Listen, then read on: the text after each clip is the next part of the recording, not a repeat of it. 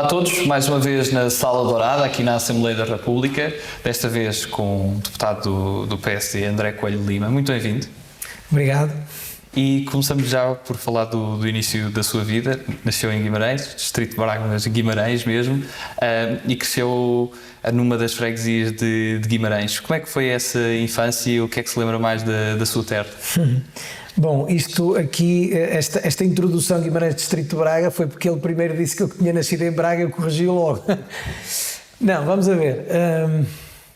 A minha infância, olha, os primeiros anos até estive no Porto, até aos 2 anos de idade, porque o meu pai ainda estava a acabar a Faculdade de Medicina, portanto não tenho memória dessa altura.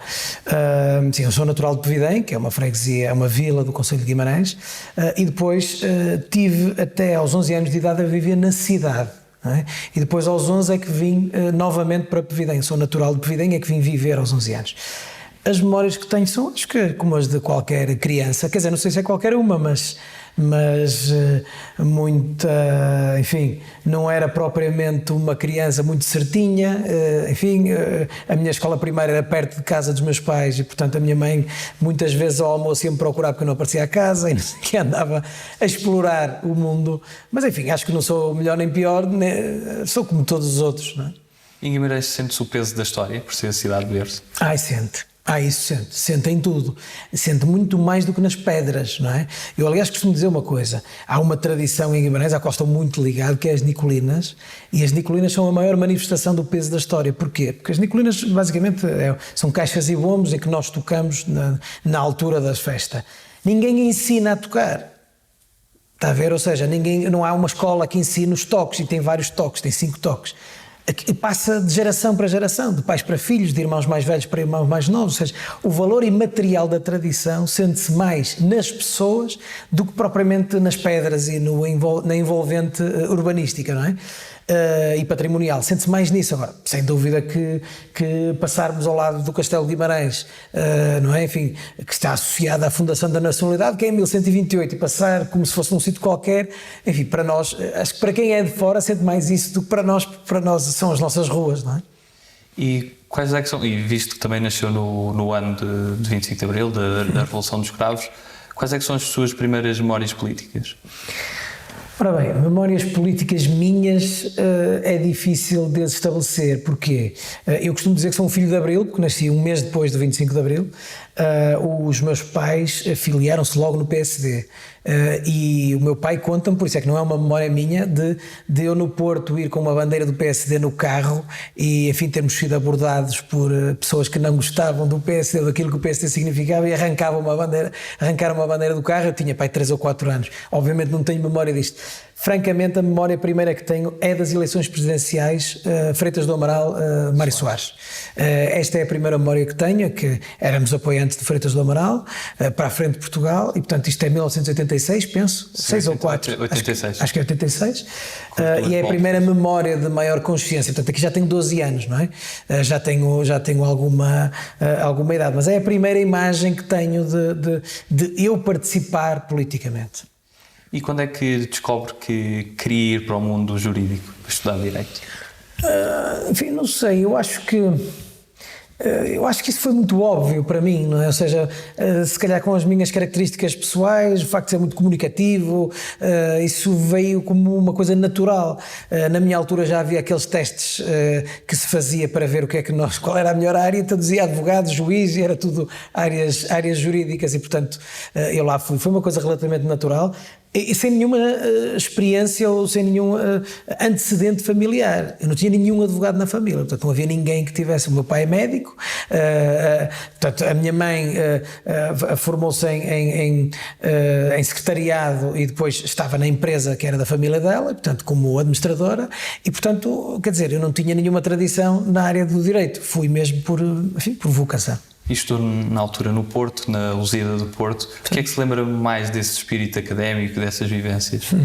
Eu lembro-me, enfim, vamos a ver, me lembro de muita coisa, mas na minha família toda a gente fez a faculdade no Porto. Portanto, eu sempre tive a ideia que era um bocado uma obsessão, queria ir para o Porto. O meu pai estudou no Porto, a minha mãe estudou no Porto, os meus tios estudaram todos no Porto e eu queria estudar no Porto.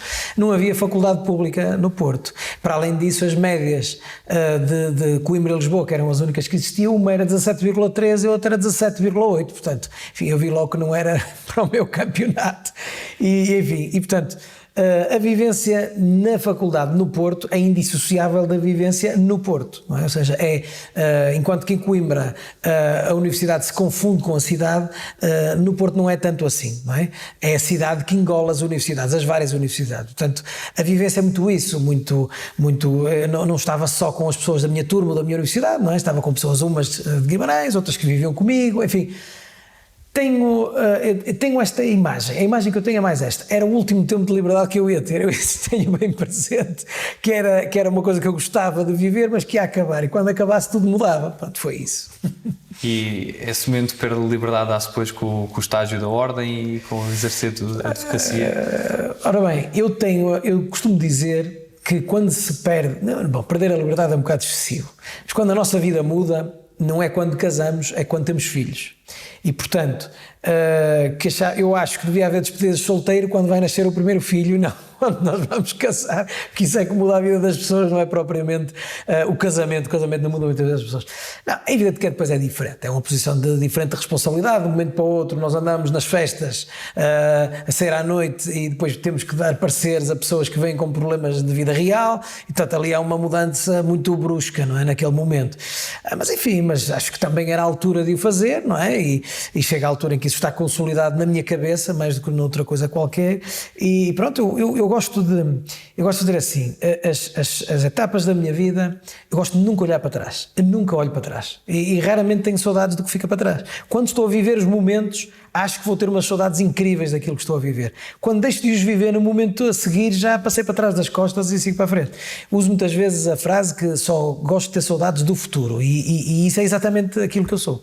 E o que é que se lembra mais e o que é que marcou mais no seu período a exercer a advocacia? Mas a exercer já não é o estágio, já é exercer. Já exercer mesmo. Para mim, o exercício da advocacia confunde-se muito com a dimensão empresarial do exercício da advocacia, porque eu montei a minha própria sociedade de advogados, eu e não só, eu e um sócio primeiro e mais 2 sócios a seguir, éramos 4, e portanto eu fiquei muito com esta dimensão, ou seja, a parte da montagem, da estrutura foi minha, e, portanto eu, digamos assim que, foi mais minha responsabilidade, foi de todos obviamente. Para mim, ser advogado tinha aquela dimensão específica de poder resolver os problemas às pessoas e de o poder fazer com armas que as pessoas não sabem que nós temos. Classicamente os advogados e os médicos tinham têm esta aura, não é? De ter um conhecimento que não é normal ou não é fácil às pessoas terem. Hoje isto vai se esbatendo cada vez mais em cada uma destas áreas clássicas, não é? Quer no direito, quer na medicina, as pessoas hoje com a internet têm conhecimento de tudo, não é? E portanto eu acho que entrei numa fase de transformação da advocacia, porque ainda aprendo com a advocacia clássica de não, as pessoas não lhes podemos dizer tudo porque, enfim, nós é que sabemos e tal, para antes pelo contrário já saber que as pessoas sabem mais do que nós achamos que elas sabem, e é suposto viver com esta nova realidade. Eu acho que este foi o maior desafio, acho que começo a trabalhar nesta fase de transição das pessoas não terem conhecimento nenhum das áreas jurídicas e forenses para começarem a ter todas elas um conhecimento e uma opinião, e já vinham para a consulta já quase a saber a resposta que iam ter, e portanto esta adaptação a uma nova realidade foi uma exigência diferente e interessante. E sendo Guimarães, teria que ser do Vitória e também exerceu funções de dirigente. Como é que foi esse percurso também no clube? Eu acho que foi natural. Eu costumo dizer assim, eu fui dirigente do Vitória da mesma forma que entrei na política. É igual, o princípio era o mesmo. Porquê? Eu não fui propriamente convidado, eu meti-me pelos olhos dentro do então presidente, que era o António Pimenta Machado. Porquê? Eu ia ao futebol, adorava o Vitória como ainda adoro. E enfim, toda a minha família somos todos vitorianos. E eu estava sentado na bancada e tinha sempre opiniões sobre aquilo que estava a viver, ou seja, achava que, que as redes da baliza, em vez de serem muito fundas, deviam ser mais deitadas, que devia ter símbolos do Vitória à entrada, coisas tão simples como esta, que eu tinha 18 anos, não é? Era um miúdo, devia ter símbolos na entrada dos jogadores, tinha opiniões sobre as coisas que me interessam, e tendo opiniões eu tento intervir sobre isso. Foi exatamente o mesmo que me trouxe para a política, ou seja, Se eu tenho uma opinião sobre o rumo da sociedade, se eu achava que a rua devia ser para a esquerda em vez de ser para a direita, que devia requalificar aquele edifício degradado primeiro antes do outro, enfim, se tenho opinião sobre estas coisas, eu nunca quis ficar só como opinião de café, não é? De dizer que eu acho isto e acho aquilo. Não, eu sempre quis lutar por aquilo que eu achava que devia ser feito, em vez de endossar em terceiros e eu tentar fazer. Portanto, a minha ligação foi essa. Eu é que apresentei um projeto para criar um departamento de juventude, enfim, e que depois foi aceito porque, enfim, ele até deve ter pensado quem é que são estes maluquitos que aparecem aqui a querer intervir e a querer participar. Foi isto. Portanto, no fundo é mesmo espírito, não é? E essa ligação à política que estava a falar, que também surgiu naturalmente, como é que foi depois dessa ligação o seu percurso até chegar até aqui?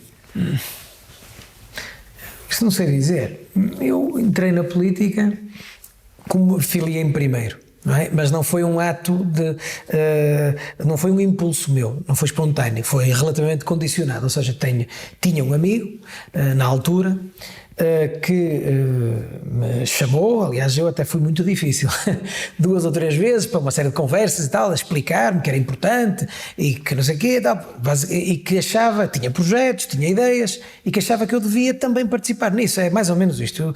Eu sempre tive consciência política e vontade de intervenção, mas nunca tive propriamente proximidade da vida partidária. Ela foi condicionada, não é? Foi por outras pessoas, por terceiros e não por mim. Esta é a minha realidade. Depois de entrar, daí até ao dia de hoje, não sei o que é que fiz, nada, a não ser eu próprio.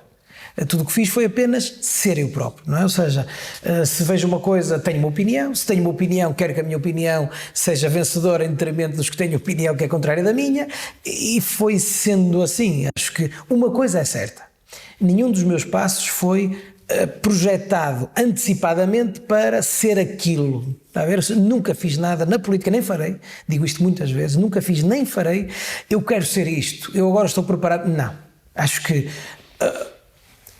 a ocupação dos cargos é algo que deve vir, na minha leitura, respeito que eu tenha uma leitura diferente, mas porque os que estão à nossa volta consideram que nós temos capacidades ou apetências para poder desempenhar determinadas funções, do que por nós termos a ambição de ser coisa A ou coisa B.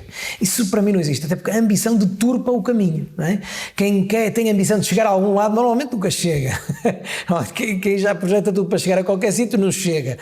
E depois faz isto tudo ao contrário, porque senão parece que atingir o cargo é que é o fim. E não, isso é apenas um meio. O fim é outra coisa muito maior. O fim é aquilo que nós queremos fazer com o poder que temos em determinado momento, não é? Olha, eu chegar aqui onde eu estou hoje, fui convidado pelo Dr. Rui Rio para ser mandatário dele no Distrito de Braga.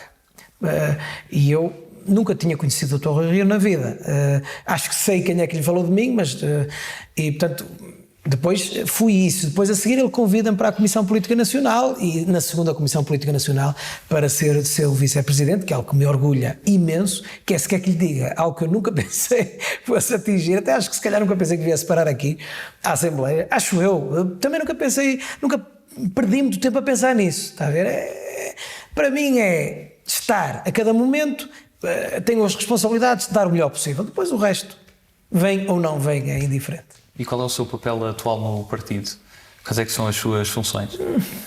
Eu sou vice-presidente, não é? E como vice-presidente as minhas funções são ser, em primeiro lugar, leal ao presidente, ter a consciência plena de que quem venceu as eleições foi o presidente do PSD, não foi a sua equipa é eleita em congresso e é eleita em lista única, portanto as pessoas não votaram em mim, votaram no presidente do PSD, neste ou noutros, são assim os estatutos, e quem está aqui tem que ter a plena consciência de que não é o próprio que está aqui porque quem venceu as eleições o escolheu. Portanto, esse sentido de lealdade para mim é essencial, porque senão às tantas começamos a ultrapassar e a achar que eu é que tenho uma função. Não, é isto. Isto não pode obviamente ser limitativo da minha liberdade de pensamento e sentido crítico, ou seja, ser vice-presidente de alguém é também contribuir para com ele com, sobretudo, a nossa verdade. Eu posso não estar certo. Eu tenho é que ter... eu só ajudo uma pessoa se for sincero com ela. E, portanto, ser para com o Dr. Rui Rio, para com o Presidente do PSD, poder ser um contributo positivo, e ser um contributo positivo é se lhe disser aquilo que com ele concordo e, naturalmente, também lhe disser aquilo que dele discordo. E aqui na Assembleia, nas várias comissões que faz parte, uma delas é coordenador do grupo parlamentar, que é a Comissão de Transparência e Estatuto dos Deputados. Fala-se sempre muito das questões de transparências, agora também se falou do que é que os deputados devem revelar de pertença. Como é que poderá-se promover maior transparência e se isso passa também por uma reforma do sistema político, uma área que também está a trabalhar? Olha, vou-lhe dizer assim. Aprendi uma coisa, só tenho 1 ano e pouco, esta pandemia de anos para não ter bem os tempos bem presentes. Aprendi uma coisa nesta minha curtíssima vida parlamentar, e que se calhar também vai ser curta, acaba breve. Aprendi isto. Quando se querem fazer grandes reformas, que é o que as pessoas gostam de ouvir lá fora, reforma do sistema político, reforma, normalmente nunca resulta. E isto respondendo à pergunta que me faz, que é na transparência, acho que temos tido contributos importantes, temos tido debates muito importantes, que são específicos, circunscritos a uma área, uma alteração que, no fundo, as pessoas forem a ver páginas e páginas de jornal, é um artigo que muda uma linha, não é? Ou nem isso, são coisas muito concisas e específicas e direcionadas, mas conseguem-se mais alterações desta forma do que se elas vierem incorporadas numa grande reforma, provavelmente nenhuma passaria. Porque depois já tem outro tipo de abordagem política, não é? Que é, ora bem, se isto é a reforma do PSD, os outros partidos não vão deixar passar, mesmo que até concordem com 80%, porque é a reforma do PSD. Porque depois a política tem estas coisas às vezes difíceis de compreender, mas é mesmo assim. E nós temos, se queremos, e isso é o que eu quero, não é? Fazer na política exatamente como na vida. Eu digo muito isto aos meus filhos, digo-lhes assim, ó, nós o que temos que fazer é, nós nascemos e morremos, isso é a única coisa que é certa de todos nós. E enquanto quando nós cá andamos, anda cá muita gente, não é? Portanto, há muitos que passam indiferentes a tudo isto, não é? O mundo todos os dias gira sobre si próprio e passam indiferentes, e há outros que tentam não ser indiferentes ao seu tempo de vida. É isso. A minha máxima de vida é não ser indiferente ao meu tempo de vida. Foi-me dada esta oportunidade de viver neste período histórico e aproveitá-la. É a mesma coisa que tento fazer aqui. Ou seja, primeiro, perceber, respeitar, ter a humildade de aprender com todos, de todos os partidos, e depois, dentro disso, procurar alterar alguma coisa, fazer com que depois de eu sair as coisas estejam um bocadinho diferentes, de preferência para melhor, do que antes de eu entrar. Uma das áreas que também acaba por trabalhar é a parte da segurança e da proteção civil. O que é que nestas matérias, quando se fala também de uma estruturação que acabou por acontecer com a proteção civil, o que é que está a faltar ao país de visão?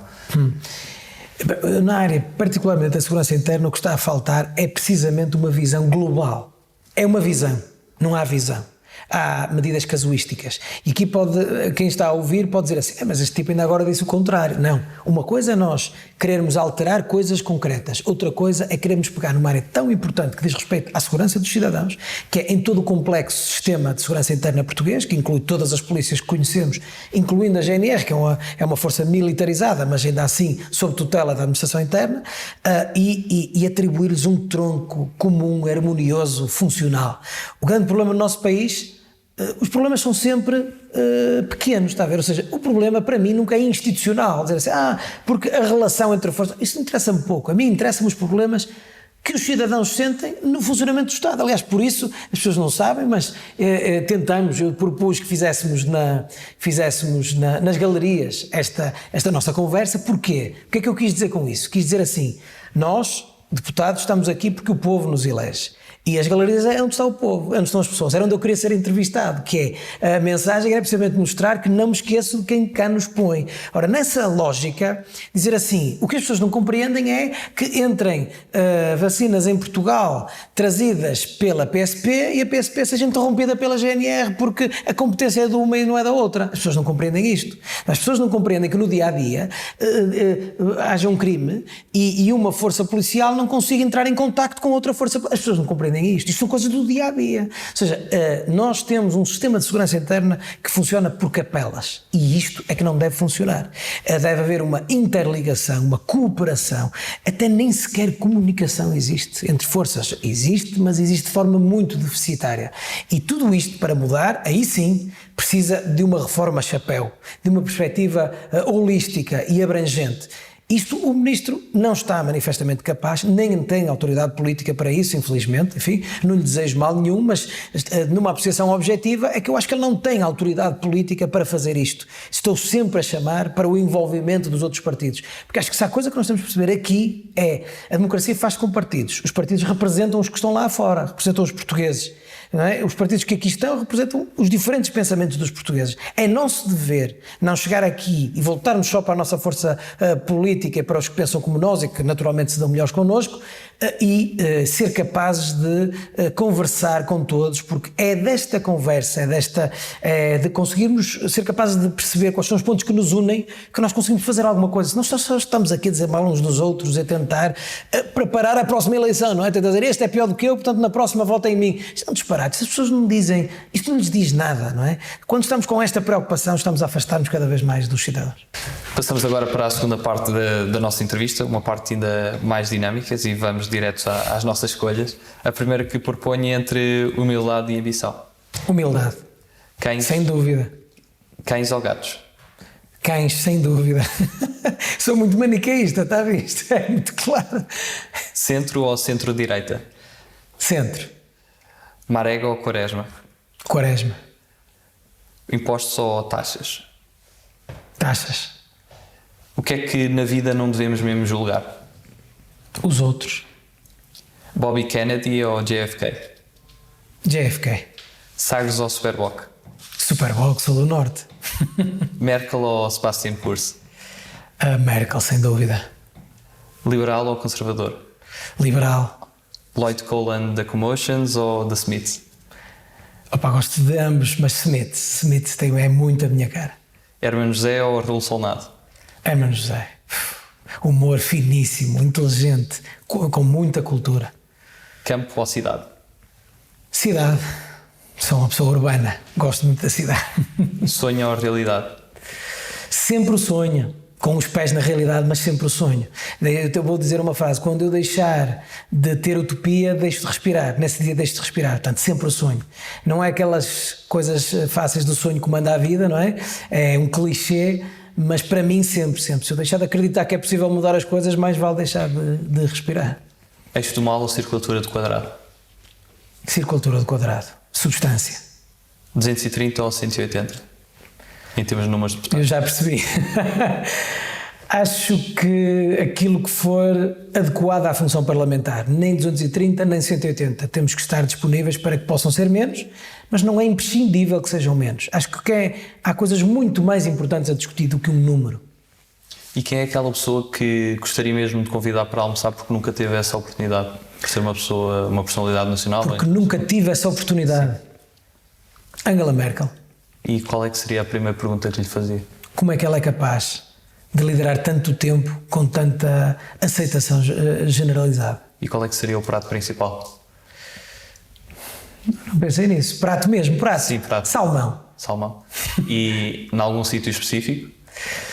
Estava a pensar precisamente das terras do Norte, porque eu sou um fã da sociedade sueca, é a minha sociedade modelo, sempre foi, e cada vez mais é, e portanto o salmão era para com ela falar sobre hábitos sociais-democratas que não são bem os que se aplicam na Alemanha, mas enfim, mas fazia aí um link. E qual é aquele país que nunca visitou e gostaria mesmo de visitar? Tantos. Aquele topo da bucket list. A Dinamarca. Eu já fui à Suécia, ainda não fui à Dinamarca, queria ir à Dinamarca. Eu, para viajar, gosto de aprender. Aprende-se sempre com os países que estão melhores do que nós e com os que estão piores do que nós. Mas eu gosto de ver sociedades modelares para vir de lá inspirado. E tem algum tipo de referência literária? Há um autor preferido? Eu dou sempre a mesma resposta. Eu não tenho um autor preferido.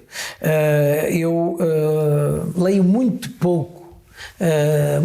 Agora então é que não tenho tempo para ler. Eu assino os jornais e passam-se fins de semana, os semanários, eu não os abro. Isto, enfim, mais vale dizer a verdade do que, enfim, porque eu sei que as notícias que eu tenho mesmo que saber, elas vão acabar vir cair em cima, não precisa andar à procura delas. E porque isto de viver a 350 quilómetros da minha casa, não é? Onde tenho 4 filhos, que estão a semana toda sem o pai, e chego lá e querem a atenção do pai, o que é normal, têm direito a isso, não é fácil, não é? E com todas as responsabilidades que deixei, não é? Porque isto faz-se um pause, mas a vida não parou. A vida onde se fez um pause não parou, não é? Agora, eu falo sempre no Cérebro de Broca, de Carl Sagan, é o livro que eu uso sempre. Não é clichê nenhum, porque ninguém o conhece, e o Carl Sagan não é nenhum escritor. Agora, falo porque é um livro que me fez muito pensar, e eu gosto de livros que me fazem pensar, e por isso tenho pouca paciência para romances, porque eu gosto de coisas que me fazem pensar, se eu estou a pensar bem, até ao momento em que li aquilo. E no mundo da música? O mundo da música já é diferente.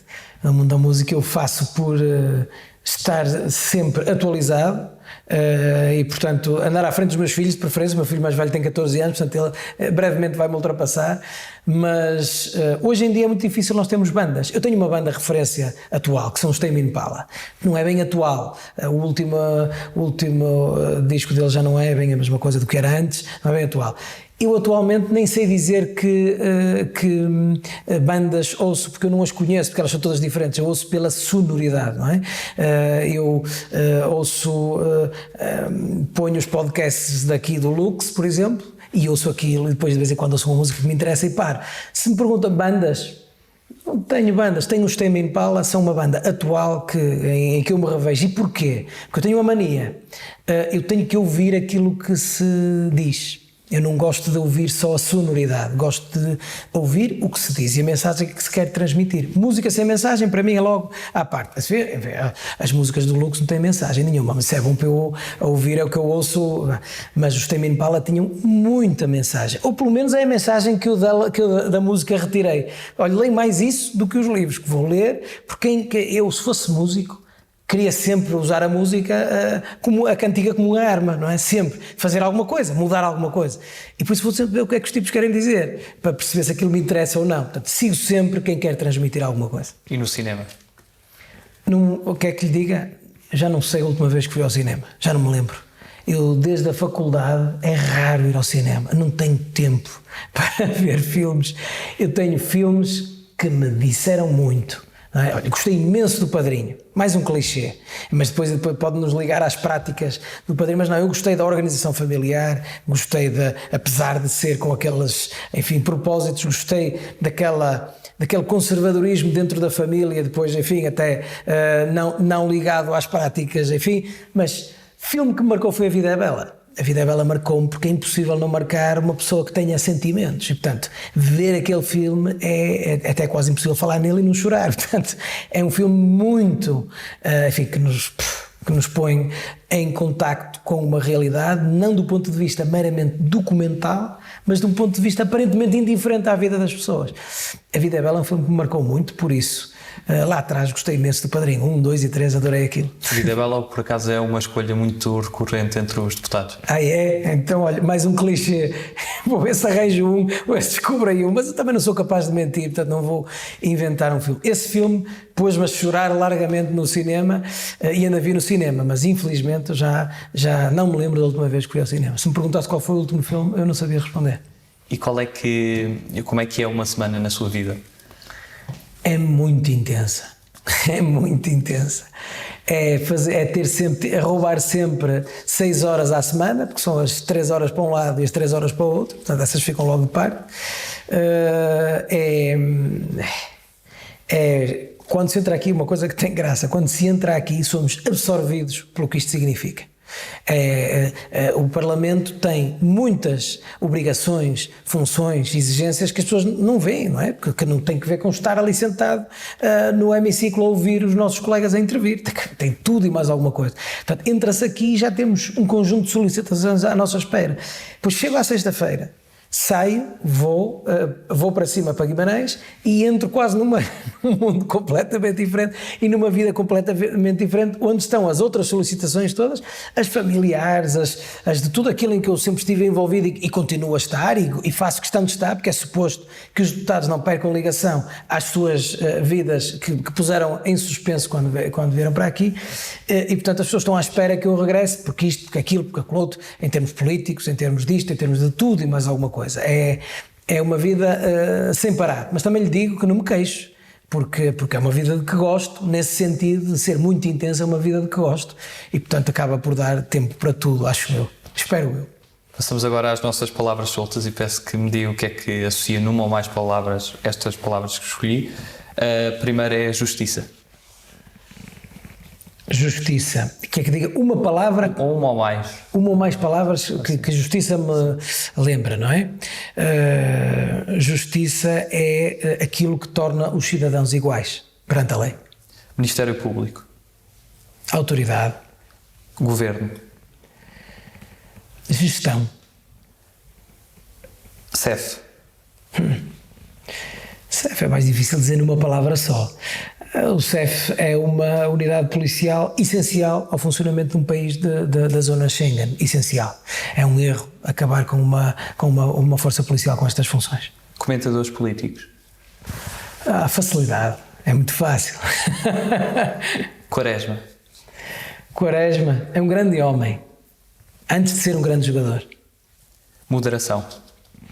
É o meu foco, é o fundamental. Na política e na vida, a moderação é o fundamental. Função pública.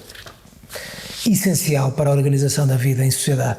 Eu não imagino um Estado sem função pública, ou seja, sem o setor social do Estado, sem uma administração pública que gere o todo comum. É impossível imaginar um Estado sem isso. Eu sou de centro, sou um social-liberal e, portanto, obviamente que mesmo sendo um liberal, o Estado tem que existir e tem que existir precisamente para tornar os cidadãos mais iguais. Ameaças. A intolerância, era fácil dizer o terrorismo, por exemplo. Não, acho que o terrorismo não é uma ameaça em Portugal. A intolerância é a maior ameaça nos nossos dias. A incivilidade é a maior ameaça. As pessoas estarem sempre a querer catalogar os outros, a querer pôr carimbos nos outros. A intolerância é o pior mal da nossa sociedade e é a maior ameaça na sociedade atual. Democracia plena. Participativa. A democracia plena tem que ser participativa. Eu não posso dizer isto, mas posso. Eu tenho algumas tendências favoráveis ao voto obrigatório, porque eu acho que os cidadãos não se podem demitir de participar na sua função cívica. Acho que o voto é um direito, mas é também um dever. A nossa sociedade é organizada em direitos e em deveres. Quando nós só olhamos para os direitos e negligenciamos os deveres, não temos uma democracia plena. Porque as pessoas depois reclamam, dizem que está tudo mal, mas quando têm a possibilidade de fazer alguma coisa, não vão lá. Também não pode ser assim. Eu não sou do discurso fácil para o eleitor. Eu acho que o eleitor tem um dever que é tão importante quanto o seu direito. E acho que a democracia plena é com a mais ampla participação possível, obviamente não tendo em causa o princípio da democracia representativa, mas a mais ampla participação possível dos cidadãos. Isso é uma democracia plena. Olha como é a democracia sueca. É assim, as pessoas participam, confiam nos agentes políticos, mas não deixam de participar. Não entregam aos outros a gestão do seu dia-a-dia. Futuro. Futuro é o que nos guia. Futuro é o que nos guia. Se me pergunta que futuro é que eu vejo, não vejo nenhum. Acho que futuro viver plenamente. Acho que quando eu deixar de viver plenamente prefiro não viver. E lutei por isso. Olha, uma das grandes conquistas minhas aqui, ou pelo menos eu já senti que cumpri uma função de vida ao vir para aqui, ao ter podido participar no debate da eutanásia e ter tomado a posição que tomei. Respeito as posições dos outros, mas eu tenho a minha. E acho que essa é uma subida civilizacional no nosso país e também na minha vida, porque eu quero, quando vir que a minha vida não tem sentido, quero poder ser eu a tomar essa decisão. Por isso, futuro é, a cada dia nos aparecem desafios que nós temos que poder lidar com eles o melhor possível e, enfim, isto é, o futuro é uma construção permanente. E que palavra escolhi para resumir Portugal? Tranquilidade. a palavra tranquilo. Acho que Portugal é o país mais tranquilo do mundo. Acho que deve ser o melhor país para se viver. Com todos os seus defeitos e todas as suas virtudes, nós temos um clima como ninguém. Temos nós, este cantinho à beira-mar plantado que ninguém descobriu. Temos urbanidade QB, não temos um cosmopolitismo por aí além, mas temos QB. Não somos Nova Iorque, mas também temos em Lisboa e no Porto e nas outras cidades manifestações desse cosmopolitismo. Temos mar e temos praia como poucos países têm. Também temos pouca neve, é o único defeito que temos, temos pouca neve, que eu adoro neve. Mas tirando isso, nós somos quase um conjunto de situações perfeitas, todas aqui, e até inclusivamente na própria forma temperada e tranquila do povo português. Acho que tranquilidade é uma boa, acho que pelo menos foi aquela que me veio à cabeça. E para terminar, que mensagem é que gostaria de deixar a todos os portugueses?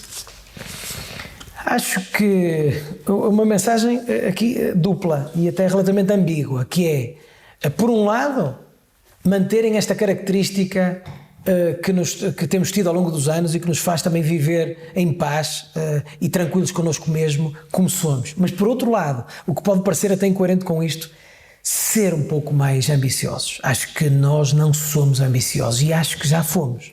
Nós temos uma contradição com a nossa história. É o que eu acho que o nosso país tem. Nós fomos sempre um país que deu novos mundos ao mundo e acho que o antigo regime ceifou isso em gerações e gerações. Nós tivemos quase até aí um empreendedorismo, uma aventura, enfim, nós éramos topo em termos científicos, em vários sentidos. Militares, tudo. Acho que nós ficamos tão mirrados durante o período do antigo regime que levou 3 gerações realmente a transformar Portugal num país diferente, que é, portanto, falta ambição. Nós temos que não perder a nossa paz e o nosso desejo de tranquilidade, mas ambição. Portugal precisa de ambição. André Coelho Lima, muito obrigado pela sua participação. Obrigado eu. Obrigado a todos lá em casa. Continuem a seguir as restantes entrevistas aqui a todos os 230 deputados da Assembleia da República. Obrigado.